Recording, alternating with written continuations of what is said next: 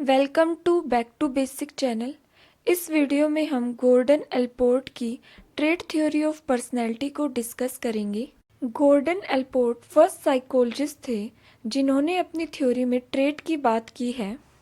Trait के base पर उन्होंने पर्सनैलिटी को डिफाइन किया है अपनी पर्सनैलिटी थ्योरी में। एलपोर्ट ने कंसेप्ट दिए थे अपनी थ्योरी में। डेफिनेशन ऑफ पर्सनैलिटी के बारे में बताया था। टाइप्स ऑफ ट्रेट्स उसने दिए थे जिसमें इंडिविजुअल ट्रेट और कॉमन ट्रेट आते हैं। इंडिविजुअल ट्रेट को फर्दर 3 पार्ट में डिवाइड किया था: cardinal trait, secondary trait, central traits. Proprium का कंसेप्ट अपनी थ्योरी में दिया था और स्टेजेस ऑफ प्रोपियम डेवलपमेंट के बारे में बताया था। इसके बाद डायनेमिक ऑफ पर्सनैलिटी के बारे में बताया, जो डेवलप होती है functional autonomy, conscious and unconscious motive और साइकोलॉजिकल मैच्योरिटी। ये 3 कंसेप्ट डायनेमिक ऑफ पर्सनैलिटी में एलपोर्ट ने अपनी थ्योरी में बताए थे। एलपोर्ट ने बुक पब्लिश्ड की थी पर्सनैलिटी ए साइकोलॉजिकल इंटरप्रिटेशन। उसके अंदर उसने बताया कि Allport did not accept the unconscious forces dominate the personality. Allport ने फ्रॉइड के कंसेप्ट को पूरी तरह नेग्लेक्ट कर दिया था और उन्हें बताया कि अनकॉन्शियस फोर्स हमारी पर्सनैलिटी पर डोमिनेट नहीं करते हैं, हमारी पर्सनैलिटी को डिफाइन नहीं करते हैं। According to Allport, the unconscious is important only in behavior of neurotic or disturbed people. जो लोग न्यूरोटिक है या जिन्हें कोई मेंटल हेल्थ इश्यूज है, डिस्टर्ब है, सिर्फ उनके लिए ही, उनके बिहेवियर को डिफाइन करने के लिए ही अनकॉन्शियस फोर्सेस इम्पोर्टेंट होते हैं। लेकिन जो एक नॉर्मल पर्सन है उसकी पर्सनैलिटी को हम अनकॉन्शियस फोर्सेस से डिफाइन नहीं कर सकते, ऐसा एलपोर्ट का मानना था।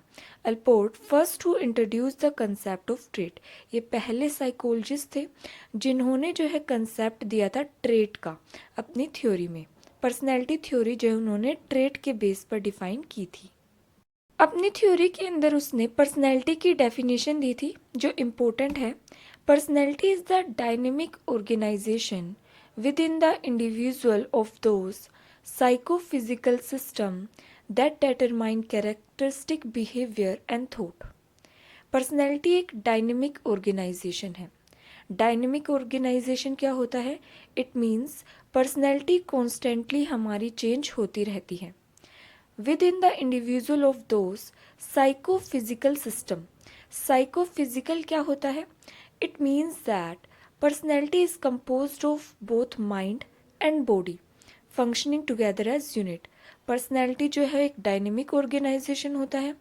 पर्सनैलिटी वो हमारे माइंड और बॉडी दोनों मिलकर उन दोनों की फंक्शनिंग मिलकर हमारी पर्सनैलिटी को डिफाइन करती है।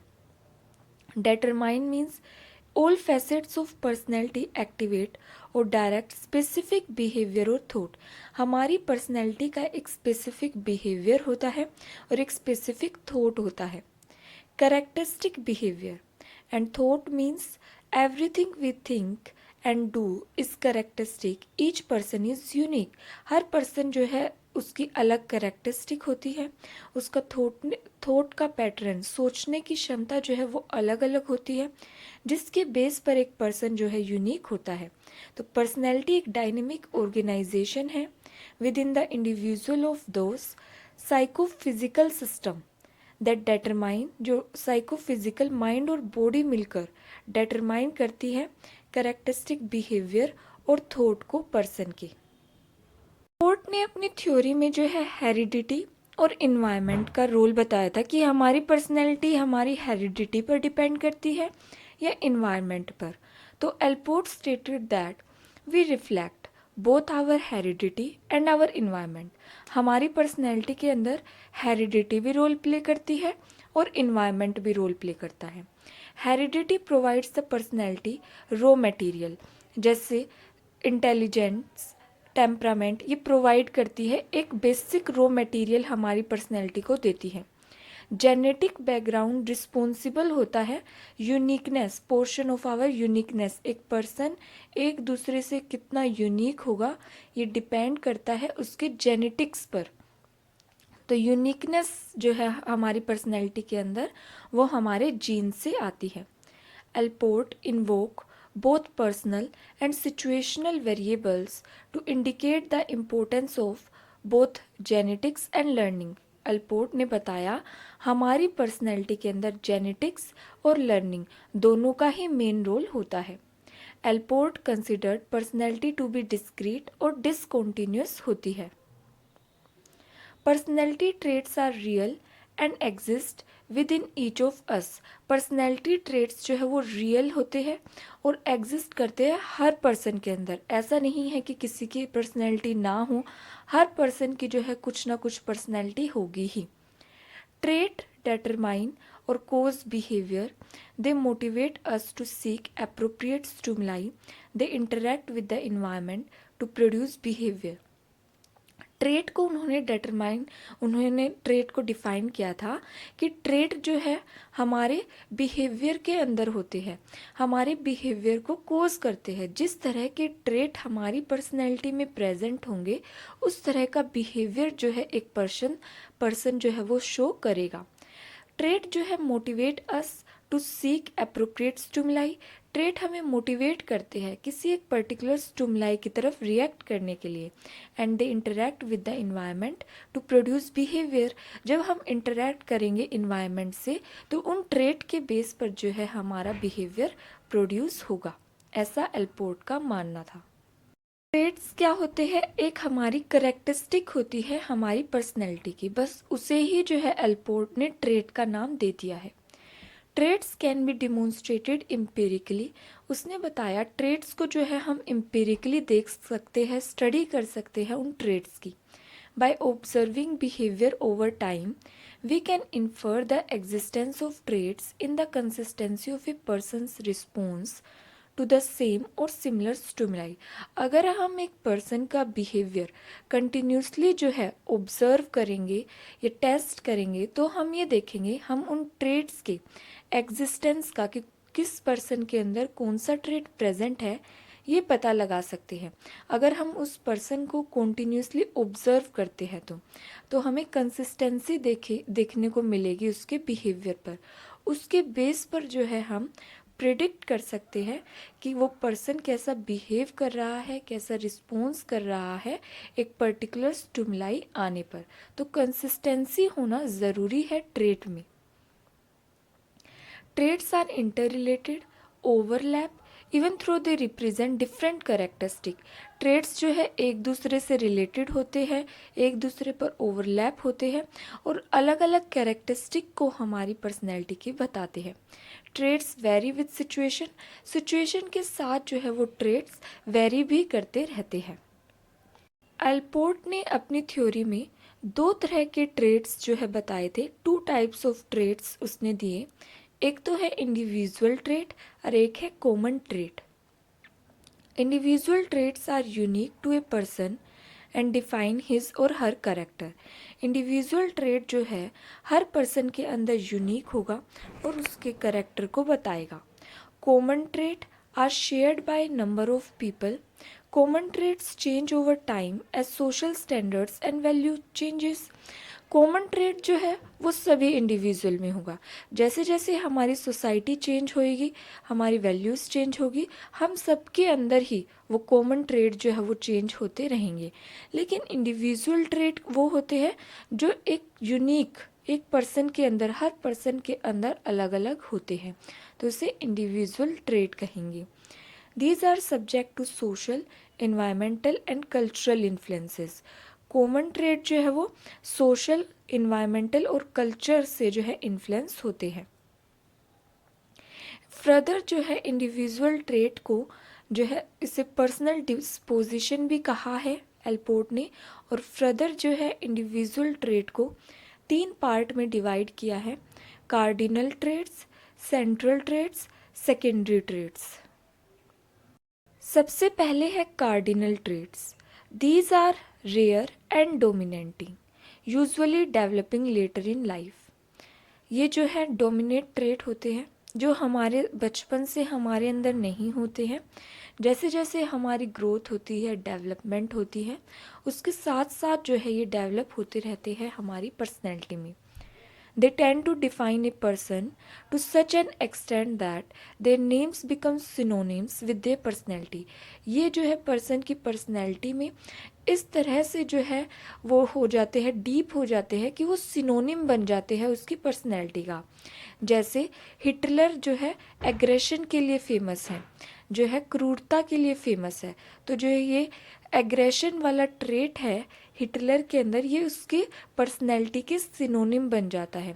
और गांधी जी जो थे वो पीस के लिए फेमस है। तो ये दोनों ही जो है सिनोनिम बन जाते हैं उनके नाम के साथ, इतने ज़्यादा डीप लेवल पर ये उसकी पर्सनैलिटी में होते हैं, जिसे कार्डिनल ट्रेट्स कहते हैं। Central traits, these general characteristics form basic personality foundation, while central traits are not as dominating as cardinal traits. ये इतने dominating नहीं होते हैं, बेसिक हमारी पर्सनैलिटी फाउंडेशन को जो है ये बनाते हैं central trait. They describe the major characteristic you might use to describe another person. ये जो है आपके जो साथ जो रहते हैं, जो आपके साथ थोड़े बहुत समय के लिए रहते हैं, उन्हें इनके बारे में पता होता है। जैसे कि आप अपने फ्रेंड के साथ रहते हैं तो आप उसके बारे में बता सकते हो कि वो शाई नेचर का है, एग्रेसिव नेचर का है, ऑनेस्ट किस्म का इंसान है, एंग्शियस पर्सनैलिटी है। तो इस तरह से सेंट्रल ट्रेट जो है आपके साथ जो रहते हैं वो पर्सन उसे डिफाइन कर सकता है। एक है secondary traits. Secondary traits are sometimes related to attitude और प्रेफरेंसेस। ये जो है एक पर्सन की एटीट्यूड कैसा है, वो किस चीज़ को प्रेफरेंस करता है, उससे रिलेटेड होते हैं। They often appear only in certain situation और अंडर स्पेसिफिक सर्कमस्टांसेस। ये ट्रेट सिर्फ तभी ओरिजिनेट होंगे जब आपको उस तरह की सिचुएशन मिलेगी या उस तरह का जो है आपको इन्वायरमेंट मिलेगा, उस जो है सर्कमस्टेंसेस होंगे, तभी जो है ये ट्रेट आपके अंदर ओरिजिनेट होंगे।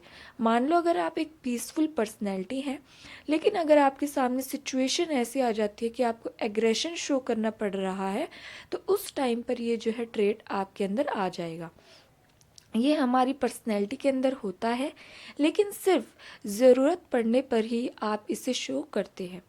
Some example including people speaking anxiety और impatience while waiting in line। तो ये सिर्फ circumstances के टाइम पर ही हमारी पर्सनैलिटी में शो होते हैं सेकेंडरी ट्रेट्स।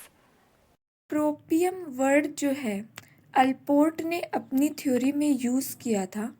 इसका मतलब होता है personality is not bundle of unrelated traits but they are traits in a personality which have between consistency, unity and integration। सीधा सा इसका मतलब है पर्सनैलिटी जो है हमारी, उसके अंदर अनरिलेटेड ट्रेट्स नहीं होते, बल्कि हमारी पर्सनैलिटी में ऐसे ट्रेट होते हैं जिसके अंदर हम कंसिस्टेंसी देखते हैं, यूनिटी रिलेशन देखने को मिलता है उन ट्रेट्स के बीच में, और इंटीग्रेशन देखने को मिलता है।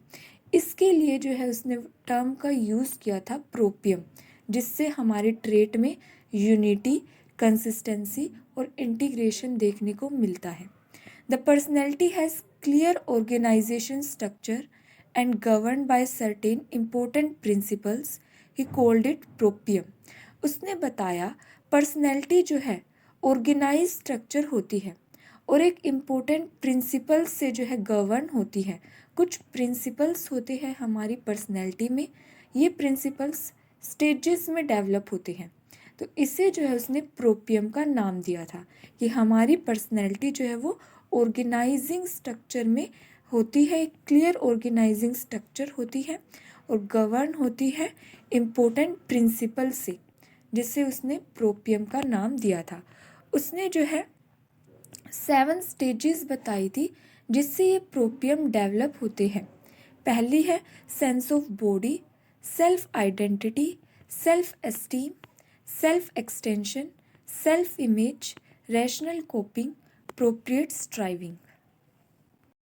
ऑर्गेनाइज स्ट्रक्चर ऑफ पर्सनैलिटी को प्रोपियम का नाम दिया था। हमारी पर्सनैलिटी जो है वो ऑर्गेनाइज होती है, ट्रेड्स में जो है कंसिस्टेंसी और जो है इंटीग्रेशन और रिलेशन देखने को, यूनिटी देखने को मिलती है ट्रेट्स में। ये प्रोपियम जो है वो स्टेजेस में डेवलप होता है एक इंडिविजुअल के अंदर। हमारी पर्सनैलिटी जो ऑर्गेनाइज होती है वो स्ट्रक्चर में ऑर्गेनाइज होती है। पहली स्टेज दी थी सेंस ऑफ बॉडी, जो 1 से 3 साल तक चलती है। इस स्टेज में infant become aware of their own existence, distinguish their own body from object in the environment. इस स्टेज में एक जो है बच्चा वो अपने एग्जिस्टेंस को समझेगा, अपनी बॉडी को समझेगा और अपने आप को जो है इन्वायरमेंट से अपनी बॉडी को समझने का और उसे डिस्टिंग्विश करेगा फ्रॉम ऑब्जेक्ट से, दूसरे ऑब्जेक्ट से, इन्वायरमेंट के। सेकेंड स्टेज है self identity. Children realization through experience continue and on person able to develop a sense of his own self called self identity। Person जो है एक्सपीरियंस, एक्सपोजर होगा उसे environment से, एक्सपीरियंसेस वो gain करेगा और उसके अंदर सेंस ऑफ सेल्फ जो है डेवलप होगा, जिसे सेल्फ आइडेंटिटी कहते हैं। स्टेज थर्ड है self esteem. Child is grow और मैच्योर होगा इस स्टेज में। चाइल्ड एक्सपीरियंस करेगा बहुत सी अचीवमेंट अपनी लाइफ में, फील उसे गुड, दूसरों से मिलकर सेल्फ एस्टीम जो है बच्चा डेवलप करेगा। Stage 4 extension of self. 4 से 6 साल की एयर में ये डेवलप होगा। In this stage children come to recognise the object and people that are part of their own world. इसमें वो समझेगा कौन सी चीज़ उसकी है और कौन सी चीज़ जो है उसके वर्ल्ड की या उससे लाइफ से रिलेटेड नहीं है। तो वो चीज़ों को जो है अलग करना इस स्टेज में सीखेगा, रिकॉग्नाइज करेगा ऑब्जेक्ट को, पीपल को, लोगों को, और उससे देखेगा कौन सी उससे रिलेटेड है और कौन सी उससे रिलेटेड नहीं है। तो उसका सेल्फ जो है वो एक्सटेंड करेगा। सेल्फ इमेज स्टेज 5th में डेवलप होगी। चिल्ड्रन डेवलप करेगा एक्चुअल और idealised image of themselves, their behaviour and become aware of satisfying parental expectations. इसमें जो है अपने एक्चुअल सेल्फ को, आइडियलाइज सेल्फ को जो है जानेगा, सेटिस्फाई अपने पेरेंटल एक्सपेक्टेशंस जो भी उसकी की है अपने पेरेंट्स से, उससे सेटिस्फाई है नहीं है, ये चीज़ें जो है उसके अंदर डेवलप होगी। एक तरह की सेल्फ इमेज, खुद को लेकर उसका क्या परसेप्शन है, ये डेवलप होगा इस स्टेज में।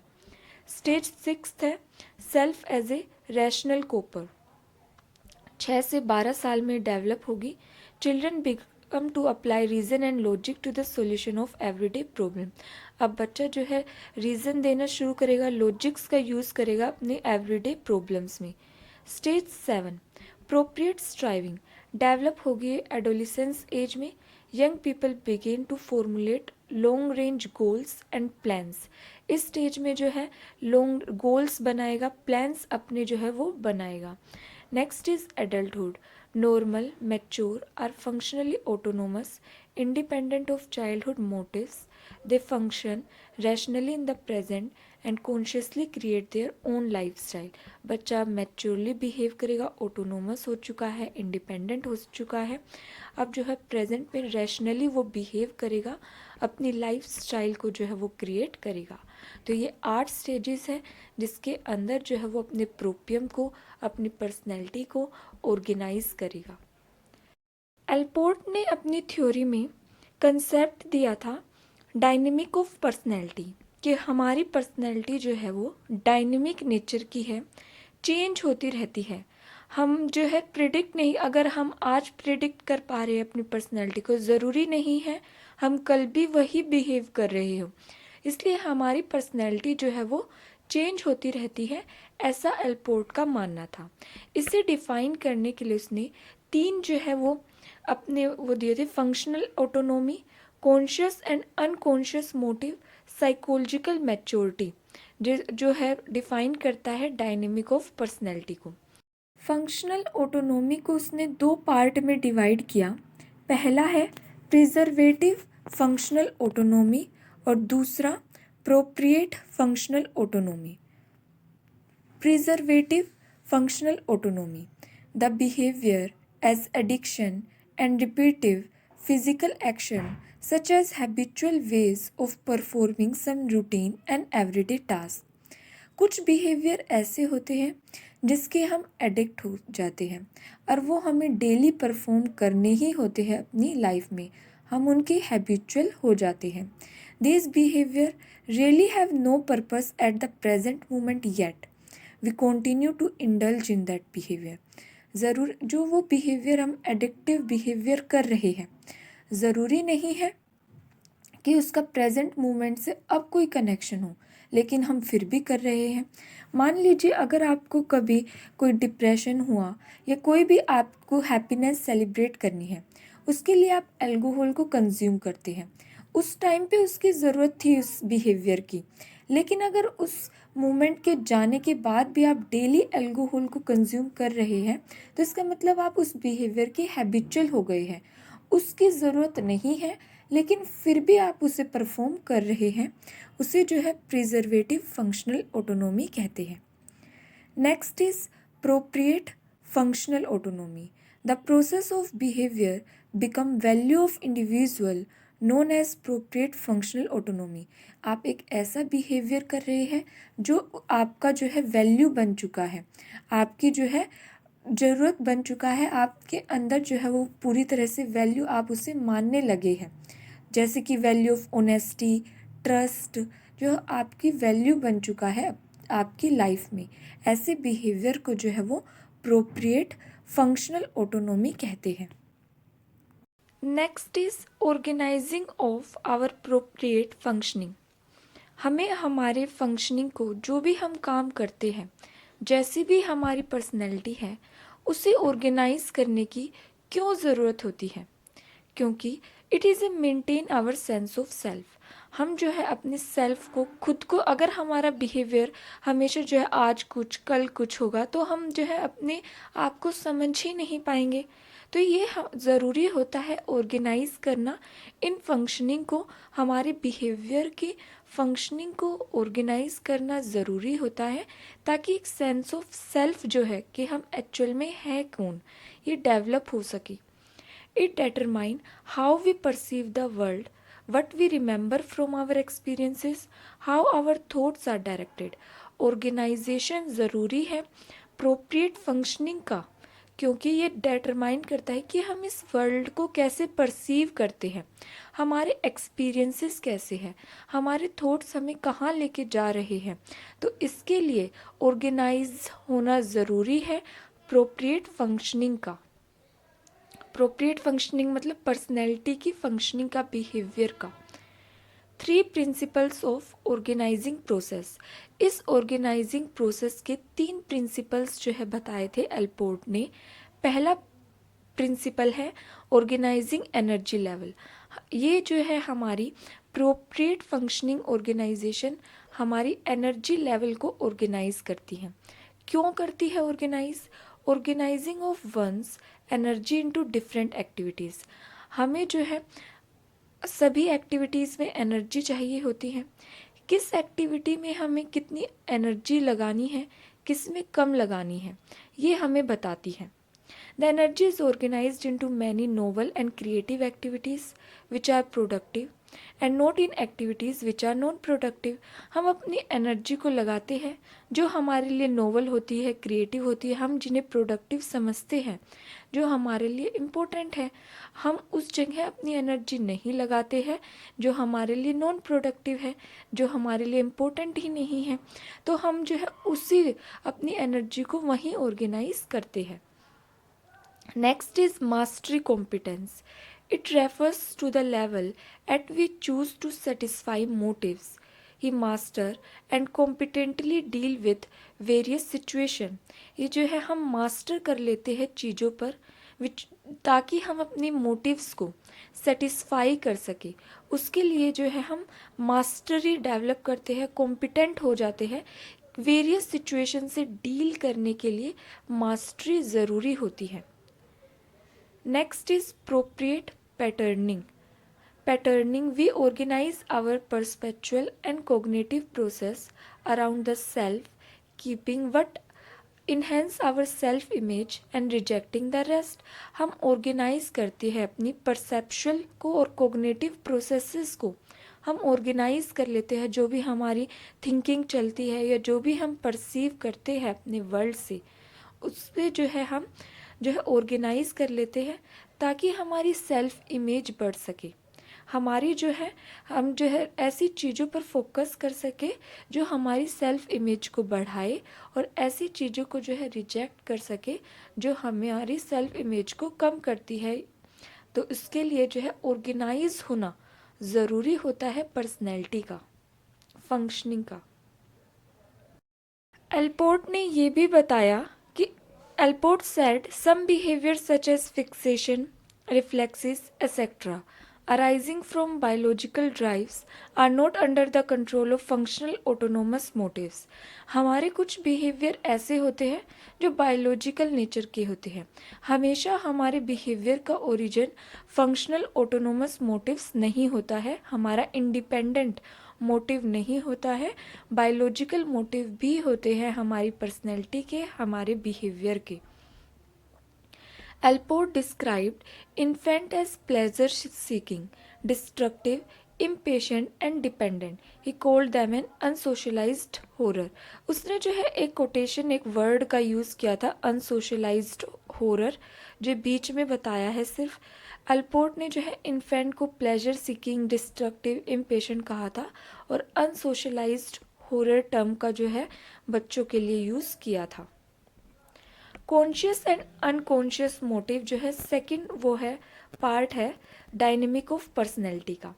ही emphasized conscious awareness of individual and all conscious motives influence hidden desire of unconscious motives. इसने जो है कॉन्शियस और अनकॉन्शियस की बात अपनी पर्सनैलिटी में की थी कि हमारी एक इंडिविजुअल में जो है कॉन्शियस अवेयरनेस भी जो है इम्पोर्टेंट होती है, एम्फेसाइज करती है उसके बिहेवियर पर। एंड ऑल कॉन्शियस मोटिव, और आज जो भी उसका कॉन्शियसनेस है, जो भी आज उसकी सोचने की क्षमता है, वो कहीं ना कहीं इन्फ्लुएंस होते हैं उसकी अनकॉन्शियसनेस से। तो अनकॉन्शियस मोटिव का बेस क्या है? अनकॉन्शियसनेस, ऐसा अल्पोर्ट का मानना था। Next is psychological maturity. हमारी पर्सनैलिटी मैच्योर होने से, समय के साथ साथ मैच्योरिटी आने से भी जो है हमारी पर्सनैलिटी में चेंज आते हैं। एक्सटेंशन ऑफ सेल्फ होता है, इमोशनल मैच्योरिटी आती है, प्रॉब्लम सॉल्विंग सेंटर्डनेस आती है, रियलिस्टिक परसेप्शन बनता है, सेल्फ ऑब्जेक्टिफिकेशन आता है, फिलोसफी ऑफ सेल्फ जो है वो डेवलप होती है। Thanks for watching this video.